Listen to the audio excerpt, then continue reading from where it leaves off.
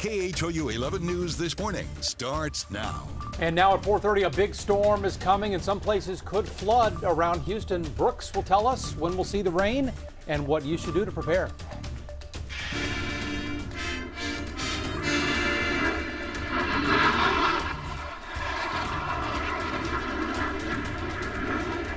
Our 41st president laid to rest. This morning we take a look back at that emotional goodbye. And today, Houston will celebrate the life of Bob McNair. We'll tell you where you can honor the man who brought pro football back to the city of Houston. Good morning, everybody. Happy Friday. We're glad you're with us today. I'm Russ Lewis. I'm Lisa Hernandez. It is Friday, December 7th, end of the week, but we do have some serious weather to talk about. First up here, Brooks is in for Cheetah with what we're looking at today. Yeah, good morning, guys. It looks like the heaviest rain's going to hold off until tonight. So during the daylight hours, I'm expecting nothing more than some scattered showers and maybe some embedded heavier downpours late this afternoon and this evening. But this flash flood watch is in effect this afternoon till tomorrow morning. But we're not going to see the heaviest rain, the potential flooding rain, until tonight late. So heads up on that. Right now, though, we have seen some pockets of heavy rain up around College Station. We're also catching it right now on the I-35 corridor. Closer to town under the flash flood watch, we're seeing a couple scattered showers, a little bit of drizzle, nothing impactful this morning for your commute. That's good news. 70 at Angleton, 63 at Houston. We're going to see high temperatures today on the mild side, mid to upper 60s, depending on where you are. This is for like the central area around Houston Metro. Rain chances going up, though, throughout the afternoon. Now, for more on these storm preparations with the heavy rain anticipated, Michelle Choi live right now in the Montrose neighborhood. Yeah, hey, Brooks, as we brace for this heavy rain and the possibility of flooding, there's one big thing you can do to prepare. By cleaning out storm drains around your neighborhood like this one. People don't really think about it around this time of the year, but this is when dry leaves like these and then, gross muck, I don't even know what that is, build up around it. Add to that, the ground doesn't absorb as much water around this season. But hey, listen, the Harris County Emergency Operations Center will be working around the clock today to monitor for the potential of flooding. I don't really like comparing it to previous events. We got to be careful with that because every event's different. But if we had to compare it to one, I'm probably going to look at the Halloween 2015 event, where we did have some flooding in the county. This is definitely not a Harvey. Now remember, you still need to stay weather aware. You can do that by downloading our KHOU weather app. It has live radar showing you where the rain is and even where it's headed next. Now, Doug, with all this possibility of heavy rain, I've got to tell you, it's probably going to cause quite a traffic nightmare later on today, right? Absolutely. I know earlier this week we were telling people maybe get to where you want to be for the evening by 8 p.m. just in case, because you never know. Sometimes by the time you know it's going to street flood where you can't move your car again, it's too late. And so you just can't say for certain. We do have an incident right now. The streets are a little bit wet out there this morning. An incident on the Southwest Freeway just cleared out of the way from the main lanes, but now they've got it in the U-turn. It was a big rig that caught fire. So again, just look out for that U-turn at Newcastle, or Wesleyan actually right there. The crash was at Newcastle. The main lanes have fully reopened, so your travel times as you come in from Sugar Land, Fort Bend County, Highway 36 to downtown on the Southwest Freeway, average speeds back up to 65 miles per hour. Lisa? All right, Doug, thank you. Breaking overnight, malfunctioning brakes on a tractor trailer somehow set that rig on fire. The truck ignited around 1 this morning on the Southwest Freeway near 610. Firefighters shut down 3 lanes of the freeway while they put out those flames. That driver was able to detach the cab before the fire spread and is okay this morning. More breaking news to get to. 2 former Astros players were killed in a car accident late last night. Luis Valbuena and Jose Castillo were involved in a car crash after a winter ball game in Venezuela yesterday. The Orange County Register reports the 2 were riding as passengers when the car somehow veered off the road. Valbuena was just 33, Castillo was 37. This story still developing. We'll bring you the latest information as soon as it's released.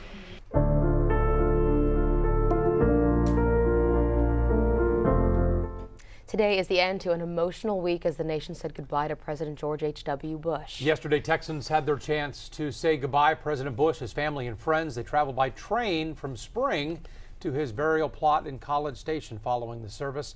People lined the tracks to watch the president pass by. I don't vote for people 2 times unless I like them. I think if he was here, he'd like my truck too. You lose people, you lose old friends, and when you get my age, and it just,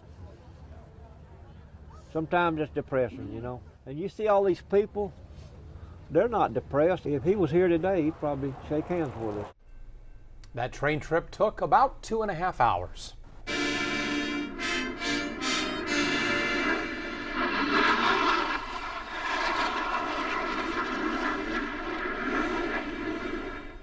And once in College Station, the Navy honored President Bush with a 21-plane flyover before that private burial service. It is one of the highest honors that a naval aviator can receive. Our Sherman Chow joins us now from the Presidential Library on the A&M campus. Sherman, good morning. Things starting to return to normal today. I think so. Actually, it's finals today for the students, so there's that going on. A little hard to tell right now in the dark, but there's a light, steady drizzle behind me here at the Bush Library and Museum. But as you heard Brooke say, it is only expected to get much worse as the day progresses. Now, yesterday it was rainy and wet as well. Organizers, though, very happy that it was nothing like the forecast for today. The crowds either were able to negotiate the rain or withstood the patchy drizzles to greet the funeral train as it steamed into A&M yesterday afternoon. The museum itself has been closed for 3 days. It reopens this morning at 9:30 a.m. with extended hours until 8 p.m. today and tomorrow. And yes, admission is free today and tomorrow. This, of course, to encourage folks to learn more about the Bushes while they're top of mind. By the way, Bush 41's office in Houston, just off of Memorial Drive, closing now. And in fact, crews have slowly been moving items from there to this museum. Now, originally, the hope was to have the gray site open and available to the public by Saturday, but all of the heavy rains forecast has changed that. No word yet on when the groundskeepers will have the family plot ready. We will, of course, let you know when that will be open. Back to you. All right, Sherman Chow, Live Force, thank you so much. You'll find more on 41's farewell on our website, KHOU.com, including a live blog of the events from this week and full clips of the music performances at the funeral. Other news now, 4:37, and 2 robbers threatened to kill a woman who tried to help them, and they're now on the run this morning. Stafford police say the victim offered one of them a ride, and during the drive, the guy pulled a knife and forced the victim to take money from her bank account out of a Walmart store. Police say that the second suspect followed in a separate vehicle.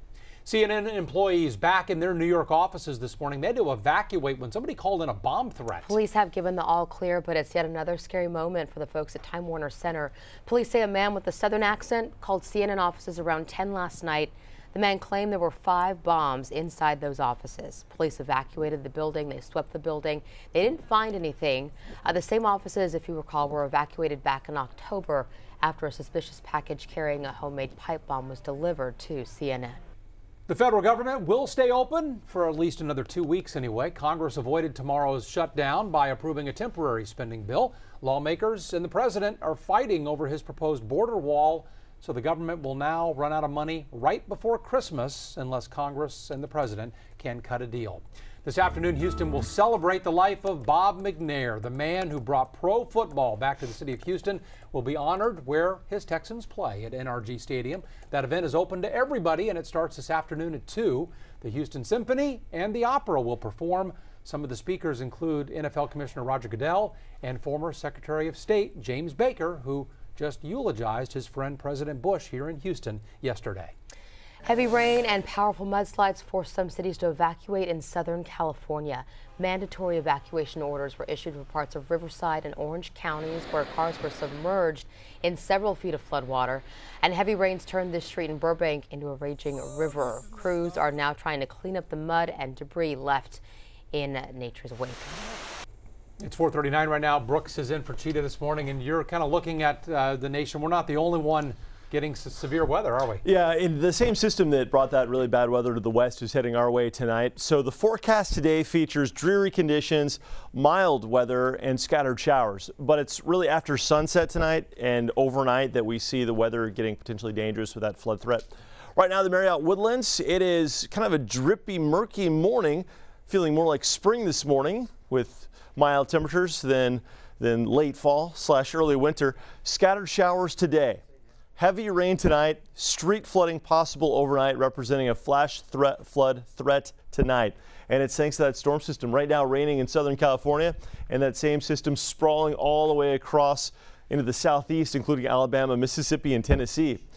We are right in the sweet spot for potentially heavy rain over the next 24 hours. I'll show you why. Right now, for the most part, quiet in Houston, maybe a couple of sprinkles around. Showers for Conroe, for Huntsville, also back toward Brenham, and heavier rains right now across the hill country, just south of Austin in New Braunfels. We're gonna have to wait for the better part of the day before that rain heads our way. And this is what's going on. Deep upper trough, that's the storm system. It will be swinging our way, and in doing so, the jet stream way high in the sky spreads with distance over our area, resulting in a lot of lift and heavy rain with tornado threat farther south. This is how it works out. We're going to see that chance for rain continuing through the day today. Pockets of heavy rain this afternoon. This is 2 o'clock, favoring the west side. And then as we head towards sunset, that's when we see the rain getting heavier. And after sunset, that's when we see that potentially flooding rain moving in, with rainfall rates between 1 and 3 inches per hour, lasting for much of the overnight period, amounting in totals in excess in spots of 6 to 10 inches.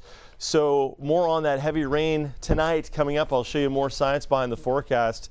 Otherwise, looking at a dry and much cooler forecast for next week. Okay, thanks, Brooks. Certainly a lot to keep track of there. Looking to the freeways this morning, thankfully the Southwest Freeway open again. Lisa was just showing you that heavy flames from that truck fire, that overnight incident heading inbound, not far from Lakewood Church area, Wesleyan, Newcastle, just inside the 610 loop. It cleared out of the way about 10 minutes ago, so everything's back open for you again. Other than that, we don't have any major incidents reported this morning. Mostly green freeways for you out there on the inbound side. Taking a look at the north side, I-45, the North Freeway, 67 miles per hour, approaching Beltway 8. Hardy Toll Road, 66 miles per hour, so it's also looking nice for you as well. And the East Tex Freeway, 64 miles per hour, so no issues getting to Bush Airport, no problems getting to Hobby Airport for you this morning. Overall, Fort Bend County, your drive in on the Southwest Freeway, 68 miles per hour. Looking to I-45 North, or actually the Gulf Freeway here, League City Parkway to downtown, it's going to take you about 24 minutes right now. Russ, Lisa? Thank you, Doug. It is 4:42 this morning. Several artists topping the Billboard music charts in 2018,